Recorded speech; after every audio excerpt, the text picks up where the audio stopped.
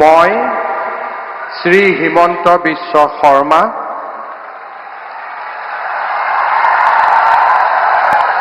ঈশ্বৰৰ নামত শপত লওঁ যে বিধিৰ দ্বাৰা স্থাপিত ভাৰতৰ সংবিধানৰ প্ৰতি মই প্ৰকৃত বিশ্বাস আৰু আনুগত্য পোষণ কৰিম।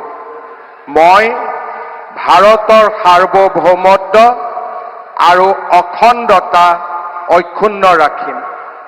মই অসমৰ মুখ্যমন্ত্ৰী হিচাপে মোৰ কৰ্তব্য বিশ্বস্ততাৰে আৰু শুদ্ধ অন্তঃকৰণেৰে সম্পাদন কৰিম আৰু মই ভয় বা পক্ষপাত, অনুৰাগ বা বিদ্বেষ নোহোৱাকৈ সংবিধান আৰু আইন অনুসাৰে সকলো শ্ৰেণীৰ লোকৰ প্ৰতি ন্যায় আচৰণ কৰিম।